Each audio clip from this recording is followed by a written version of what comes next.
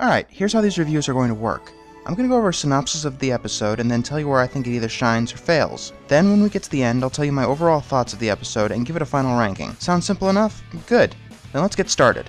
This episode starts out with an opening narration telling us that long ago there were two alicorn siblings who ruled the kingdom of Equestria. The older ruled the sun and the day, the younger ruled the night and the moon. The pony slept through the night, essentially pissing off the younger sibling and turning her evil. So the older alicorn used some MacGuffins called the Elements of Harmony to banish her and the moon.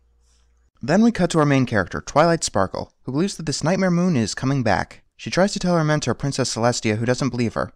I trust you completely, except that you're crazy. Now go to some out-of-the-way town and make some friends. And of course, Twilight does that, except that she plans on blowing off the whole idea of making friends and just prepare for the return of Nightmare Moon, who is definitely not coming back. At least Twilight doesn't blow off her other order to check on the Summer Sun celebration's preparations, so she can meet the other members of our cast, Southerner Applejack, Brash and Bold Rainbow Dash, the Fashionista Rarity, the Shy and Timid Fluttershy, and the off-the-wall Pinkie Pie. Each of them try to be Twilight's friend, she doesn't want to be friends with them, and she runs off each time. I would go into more detail, but these episodes don't. There is no other details given about them in this particular episode, except Rainbow Dash wants to be a Wonderbolt. The next day, they wake up before the sun rises for their celebration and get ready for the party. And guess what? Nightmare Moon is back! Who'd have guessed? And she's preventing the sun from rising. Somehow. And part 1 ends on a cliffhanger. Part 2 is where we start getting problems. All the main 6 go to the library where Pinkie Pie finds a book that tells them that the MacGuffins needed to defeat Nightmare Moon are in the ruins of the ancient Alicorn sisters, which requires them to go through the Everfree Forest, conveniently just outside of Ponyville. Along the way, Nightmare Moon's magic pits each of the ponies against a certain trial. First, Nightmare Moon causes a cliff to break and sends Applejack and Twilight hurtling over. Thankfully, in the nick of time, Applejack catches Twilight from falling off, and then this happens. What do I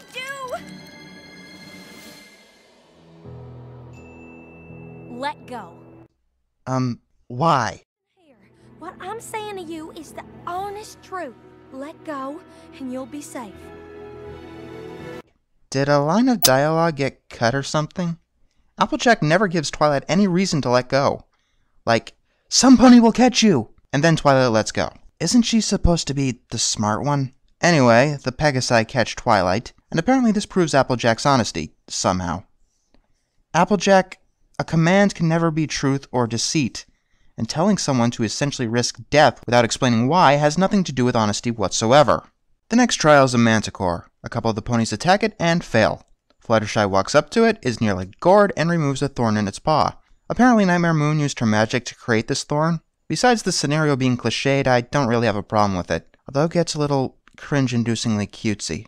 Next we come to some demonic trees, and Pinkie Pie starts singing. I'm going to say this right now. Songs do not factor into my final ranking of the episode, but I will judge the songs when we get to them. I really like the song, it's pretty catchy, the only thing that kills it for me is the song talking at the end.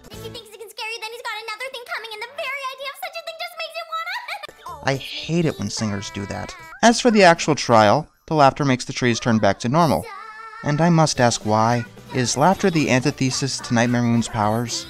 Did the demon trees have crippling self-esteem issues? Never explained. Also, how the hell were trees ever threatening? Next, the main 6 come to a river filled with a current, caused by a dragon who is crying because he had half of his mustache cut off. Rarity slices her tail to replace the mustache. The only thing that actually makes this scene bearable is Rainbow making fun of it. And I'm forced to wonder, couldn't the Pegasi carry the others over? Did they forget what happened like 10 minutes ago? The final trial is a downed bridge. Rainbow Dash flies across it and is tempted by creatures called the Shadow Bolts, who tell her that they will give her the opportunity to be one of the fastest flyers in the Everfree Forest, which is kinda like giving someone the opportunity to be one of the best athletes in the Gobi Desert. How does this temptation make sense? At all. They just ask her to abandon her friends and never give a reason for it. Rainbow doesn't even ask for a reason. She just tells them to piss off. Seriously, is there a director's cut to this episode? Finally, they get to the temple and find the Elements of Harmony.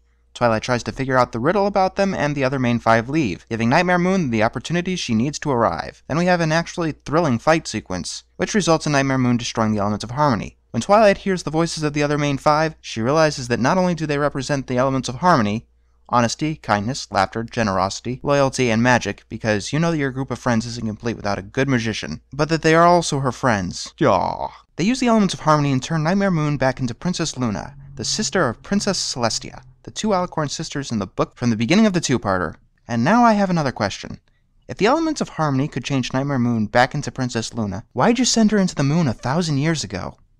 Wow, Celestia, you are an asshole! Speaking of Celestia, she comes back in and reveals that she knew that Nightmare Moon was coming back, and that's why Celestia told Twilight to make friends. Also, now that Twilight has friends, Celestia lets her live in Ponyville and presumably sends her a stipend so she can learn the lessons of friendship. And that was the two-part series premiere. Do you see why I didn't recommend them in my review of the show? Now for the final ranking. There are generally 4 rankings I can give an episode. I'll give it a gold ranking if it's a great episode, a silver ranking if it's a good episode, a bronze ranking if it's an okay episode, or I'll give it nothing at all if it's anything less. Why? Because either an episode is good or it's not. Both Ghostbusters and The Mysterious Ne'er-Do-Well are bad episodes. But if I told you Ghostbusters was worse, would it really compel you to watch Ne'er-Do-Well? Conversely, there is a reason to tell which good episodes are better than others, so we know what is done right and what is done wrong. So, what did the two-part series premiere get? I'm gonna be honest, these episodes are extremely hard to critique. Both of the parts not only have different feel, but different quality. The first part properly introduces us to each of the characters, sets up a villain, but suffers from a little bit too much predictability, and the characters seem like flanderized versions of themselves, though I realize that they have to be. The second episode feels like a butchered movie, since several vital lines of dialogue are apparently missing, leaving some very awkward implications. It all comes off as incredibly rushed, but there is a reason for that. Apparently Friendship is Magic was supposed to have an overarching arc, so each of these trials would have been a full episode, where each of the main 6 provided their particular element of harmony, and got developed a little bit more. Unfortunately, I cannot critique intentions, only the finished product. The first episode definitely feels like silver quality. The second episode is so incredibly butchered that it comes off as awkward and rushed, only saved by the climax. Since I have to give two-parters the same ranking, I have to ask if the first part can carry the second part. Unfortunately, the first episode doesn't give us enough insight to these characters for us to really care. Average it out, and the Friendship is Magic two-parter gets bronze. It's okay, not bad, but I'm probably not going to watch it anytime soon. And there are plenty of better episodes to introduce someone to the series, like Dragon Shy, Party of One, or the Season 2 premiere. Oh, girls, don't you see? When I was a little filly and the sun was going down. Tell me she's not. The darkness and the shadows, they would always make me frown. She is. I'd hide under my pillow from what I thought I saw. But Grammy Pie said that wasn't the way to deal with fears at all. Then what is? She said, Pinky, you gotta stand up tall. Learn to face your fears. Hold on! I'm a-coming! Applejack, what do I do? Let go. Are you crazy? No, I ain't. I promise you'll be safe. That's not true. What do you know? Haven't you heard of suspension of disbelief?